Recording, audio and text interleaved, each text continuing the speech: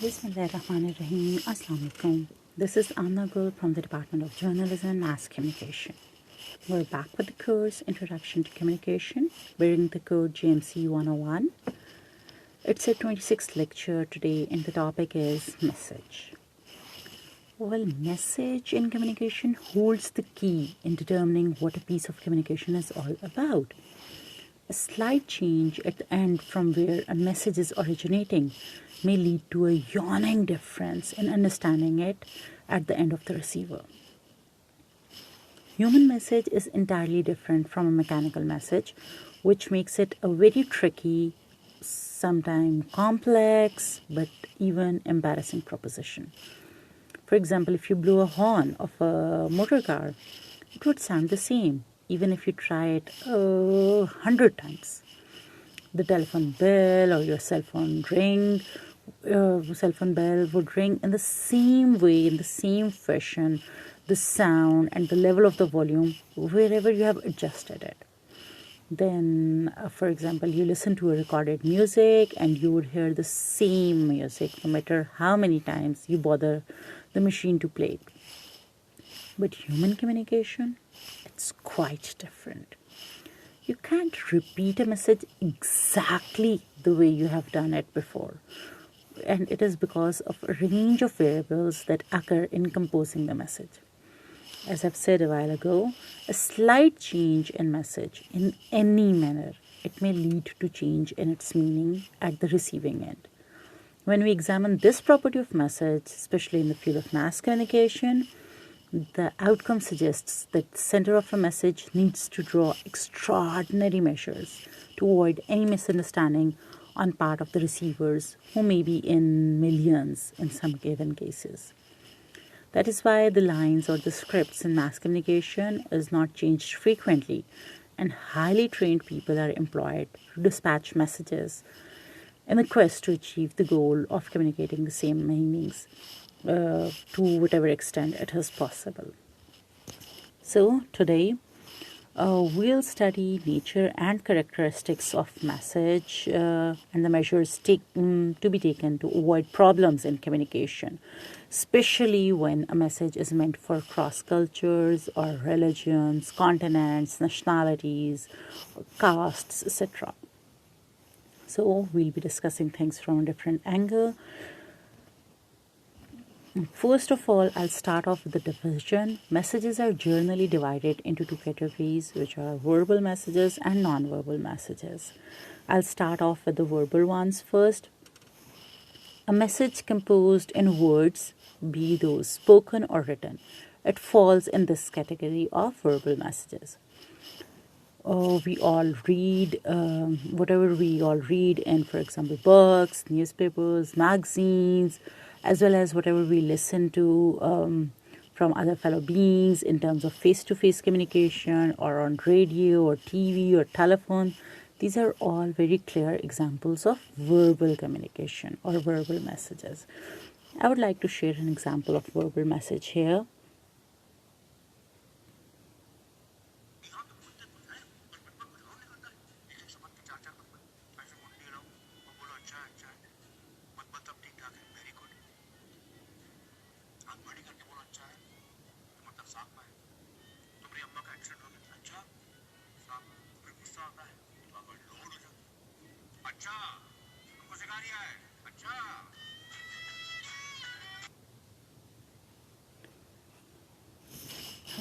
This was a scene that I've taken from the movie PK, and there were multiple messages in this, and we'll be discussing those messages later on.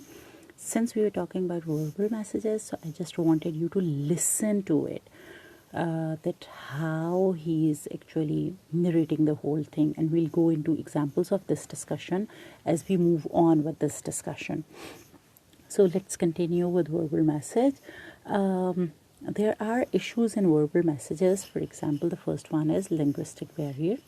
All people, even when they belong to, for example, one clan or one geographical location or one family even, they do not possess the same linguistic skills. Nor a person ever knows that whatever he or she is saying in terms of like whatever he or she's composing in idioms and words, it is to be understood as such by others. For example, when I'm seeing something, I kind of feel that I'm very clear in this communication, and it turns out that when the students interpret that, they kind of come across, they kind of feel the message is confusing, for example. So it's not possible that whenever we communicate, we know for sure what kind of message is being communicated to the other person, or is being received by the receiver. So think of a situation, for example, when two people are talking to each other. They belong to different areas where even the same words stand for different meanings. And if the sender and receiver of a message belong to areas where two different languages are spoken, the meanings of message are deciphered substantially, and chances of misunderstanding and misgiving are high. For example, we have discussed such things many a times, that, for example, the same word has different meanings. For example, there are certain people who would say that आपका बच्चा बड़ा शैतान है. So shaitan actually for some people means sharir, but other take it as an offensive statement because you are relating someone's child to shaitan or Satan. So see, the same word, but it is taken differently. The meaning is taken differently. Then we have talked about, for example, different terminologies. In terms of Pashto, there are different words. For example, the word "oharzedo", it is taken, for example, in certain places it is about falling, and in other places it's about dancing. So once again, it is the same word, same language, but it is taken differently by different people. So message is a very, you have to be very careful with the message, because there are so many things to be careful about when crafting a message. Then we'll move forward to standard meanings problem. Actually, sometimes a language may not prove up to the mark, even when two very close people are exchanging views. For example, two people understand what is meant by the word hot. So even if one person reports to other that it is hot outside, the receiver may not quantify how hot it is, unless, for example, you add physics or science to it and the sender says it's 40 degrees centigrade outside. So in normal language in which communication is done, such physics references are a remote possibility. Hence, there is always difference in understanding the exact meaning of a message. Means hot for someone would be another thing, and hot for another would be another thing. If, for example, you understand, like people in our culture, we all kind of take tea. Some people take tea very hot. Some people like it warm. Same is the case with coffee and stuff. So then once again, the definition is different. For example, for one person, hot means that there's still steam coming out. For another person, it means if it has been poured in the cup and it's been 1 minute, it's no more very hot. So there are people who are people in your family might be like this. There are people who are very particular about it. Same is the case with, for example, something being cold and stuff like that. So the meaning is not standard for everyone. The same word carries different meanings for different people. The same confusion actually goes on with written communication or written messages as well. See, the written words, they offer more of the situation. It is difficult to articulate your thinking and feeling about an experience into words. It is even more difficult for the reader or whoever the receiver is to decode or understand, who has no experience of those feelings. Let's take, for example, for instance, a person has never visited Sawat Valley. So it is difficult to make him or her feel the way a writer has felt the experience of visiting that all awesome valley, even if he has chosen best words and articulation to describe the feelings. Someone who has not been to the valley, they cannot actually experience all those things. So it is a very difficult task on the side of the writer to explain the whole experience. So you never know whether a person it's exaggerated while giving an account of some event, as words are not like mathematics. They do not give the same result after each exercise. For example, 2 plus 2 is not always 4 in normal cases. It was a good day. For example, I had a good day today. So what do I mean it's a good day? Was it the same as a good day that it was last day, or was it better or worse? You never know. So it's like that. So words do not have clear cut meanings. So the confusion creates confusion.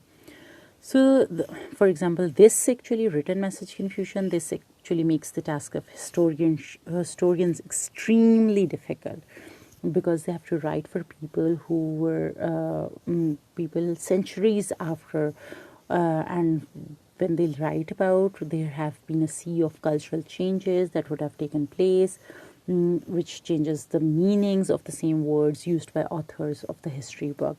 So, for example, we kind of, whenever we translate Quran into Urdu or even in English, so there are so many details of it coming out that there is no exactly replacement for this word in English or in Urdu, because in Arabic lughat, that is a very deep, this one word, for example, has many layers of meanings. It has deep meanings. It's more a rich language as compared to English or even Urdu. Now moving to static evaluation.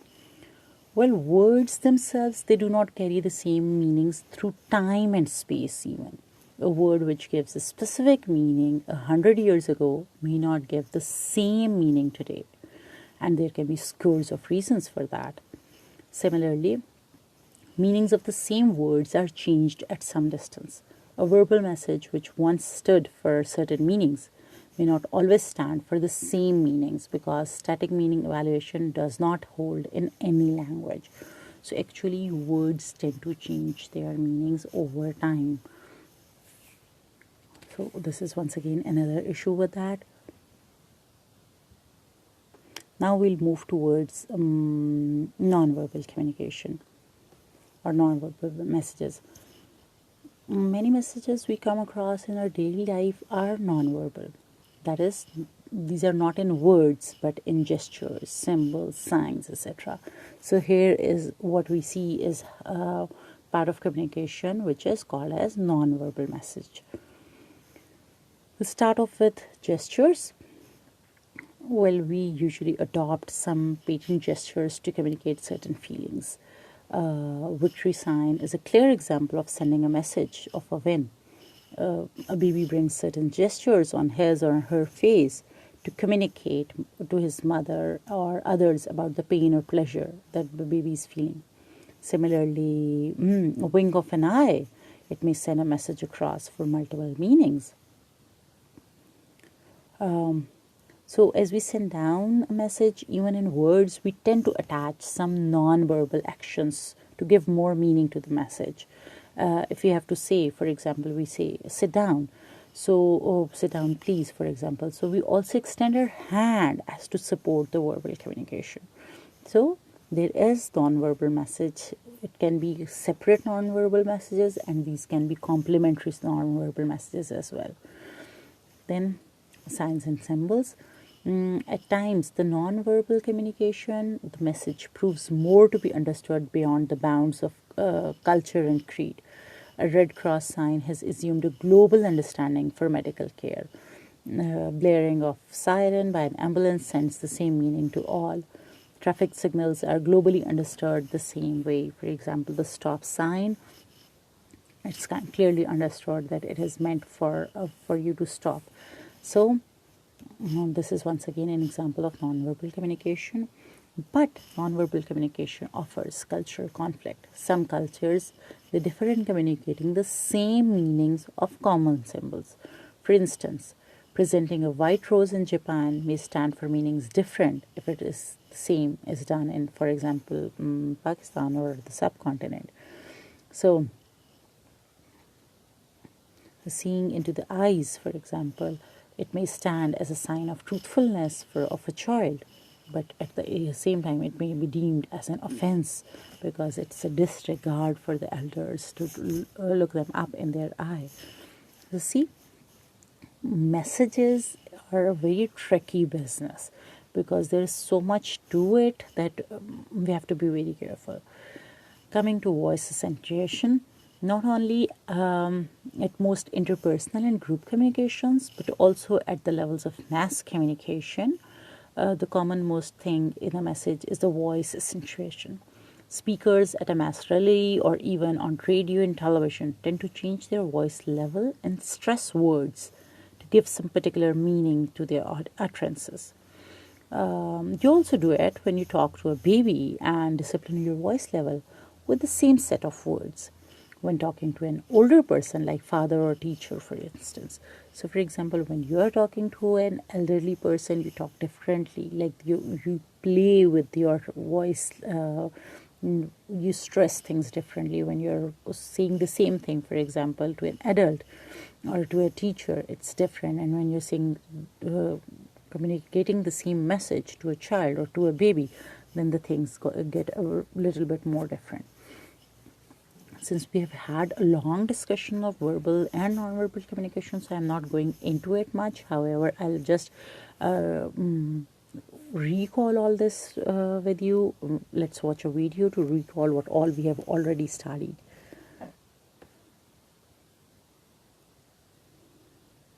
Number one, your general posture.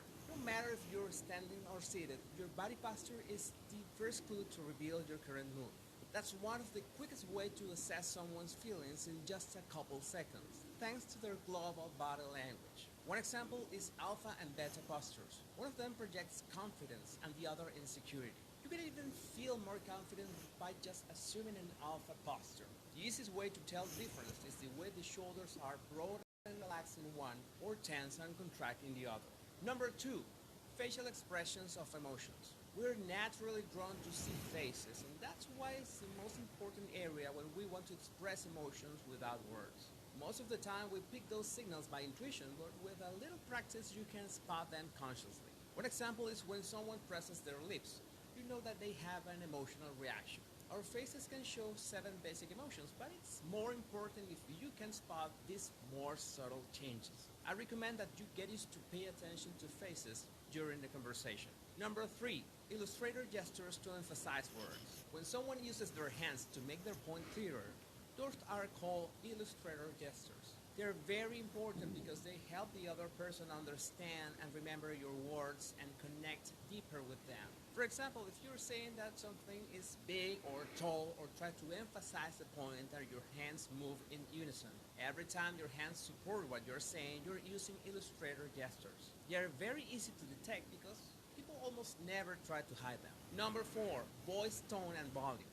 Another nonverbal communication example that usually doesn't get enough attention is the quality of our voice. Unless people know how to control their emotions, their voice is going to be the first channel that reveals their inner state. For example, when someone is excited or upset, they're going to raise their voice. If they feel insecure, they will lower it. This is great news because this way you can detect someone's emotions without even having to look at them. You just have to practice active listening whenever you can. Learning to spot these nonverbal communication signals requires a bit of practice and knowing where to look. That's why I've summarized 5 manipulator gestures that reveal stress. If illustrator gestures emphasize words, manipulator gestures reveal an emotional reaction to a situation. You can spot them because they add absolutely nothing to the message that the person wants to convey. There are many examples like rubbing the eyes, pulling the earlobe, touching the nose. Those are manipulator gestures. They are not directly related to lying, but instead to some emotional discomfort. If you're paying attention at the person's body language, you should have no problem spotting them. Number 6, clothing and accessories. As I said before, nonverbal communication is not only about body language, because the way people dress gives clues about their personality. And the best question you can ask in your mind is, what kind of person chooses to dress this way? Some people claim that the way they dress has nothing to do with their personality, and that's wrong. Because in most cases, they choose what to wear. It's a decision that they make. So it's a matter of reverse engineering that decision to make a Sherlock Holmes guess about their character. Number 7, the secrets in their eyes. I know that eyes are part of facial expressions, but they reveal so much information that you could just focus on them. After all, they're called the windows to the soul, and for a good reason. We can express emotions just moving them. Whether it's rolling our eyes or we notice that someone is blinking faster or someone points in the direction of another with their gaze. All those are signals that we give away even if we cover our entire face. It's not a coincidence that we're always drawn to see other people's eyes. Number 8, proxemics and interaction distance. Different cultures have different customs about how close do people stand to each other when talking or just hanging out. But at the same time, those differences in the interaction distance can reveal what kind of relationship they have. Proxemics is also about the way our gestures reach out to the other person during a conversation. If you see two people talking and they don't have problems sharing that personal space, then you know they feel comfortable. This can be spotted not only in couples but also in groups. Number 9, custom hand gestures or emblems. By now you've noticed that there's much more to hands than just a few gestures to emphasize our words. There are also emblems that are hand gestures with a certain meaning that is given by the culture or society. For example, the OK sign or the thumbs up are emblems that have meaning even if you just see an isolated hand. Just remember that the same emblems can have different meanings in different cultures, so be careful. When you visit other countries, it's a good idea to know in advance about this. Number 10, our personal space. If the way we dress can reveal details about our personality, our living and working spaces also give a nonverbal message. That's why it's important to pay attention to someone's house or apartment or office to see what can give us information about them. Do they have plans? What kind of books do they have? Do they have pictures, posters, paintings? It's a good practice to reverse engineer someone's personal space to make a guess about their character. And one of the most important clues that we can get is what do they like? Number 11, haptics and touching others. No matter the culture, there are always going to be people who like to touch others and people who really hate to be touched. But for example, the handshake is one of the most common forms of touching and you can tell a lot from someone's grip. You can put a hand on someone's shoulder or back to show support. And there's the fact that a woman can... So the act of touching is in itself a nonverbal clue, no matter if it's a formal greeting or a warm hug. Number 12, physical reactions. When we talk about revealing emotions, these are the hardest to conceal body language signals. And since they're connected directly to the central nervous system, there is almost nothing that we can do to control them. We're talking about sweating, pupils dilating, shortness of breath, blushing, and so on. Most of these reactions are automatic and they reveal an emotional reaction. Maybe the person feels threatened.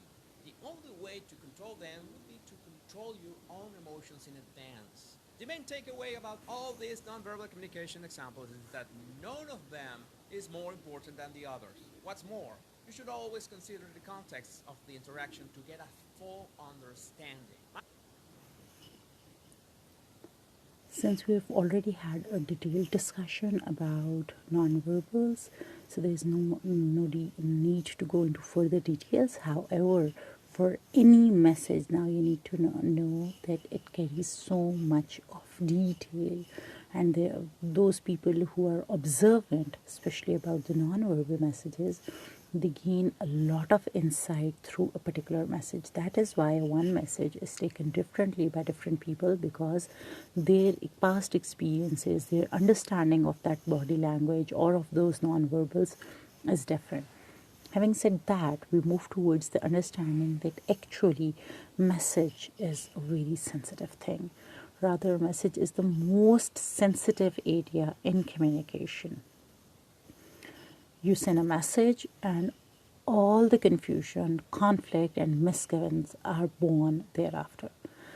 The inherent problem with message is that it can't be understood with 100% purity, and the sender is never in a position to ascertain at the time of letting the message go across as to what it may result into when interpreted by the receiver.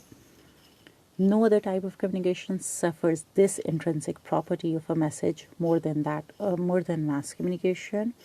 The same set of words brings so different meanings to different receivers that a conflict get on deepening instead of moving towards solution.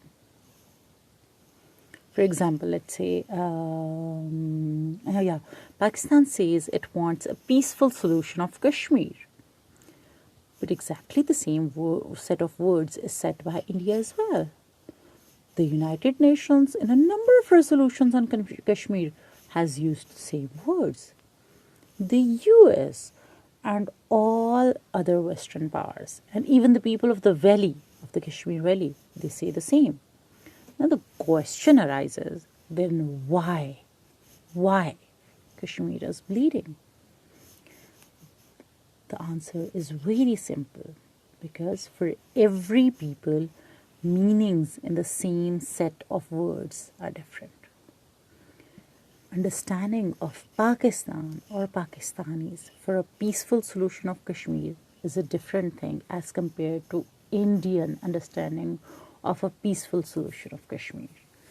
So you see, it's the same words, but they give different meanings to different sets of people or different types of people based on different characteristics of the receivers and the context and all these things included. So actually message is the most sensitive area in communication. Let us move into certain other examples to understand why it is so sensitive an area. Starting off with misgivings, well, treading in such a sensitive area of mass communication by composing an effective message is bound to cause doubts in the minds of the receiver.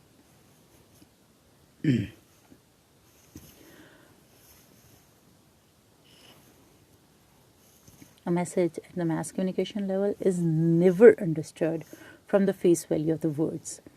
It does not matter how smartly those are chosen, or so misgivings are very likely to arise. Such a situation also occurs when one is going through, for example, a newspaper story or a book of history or watches a play on TV.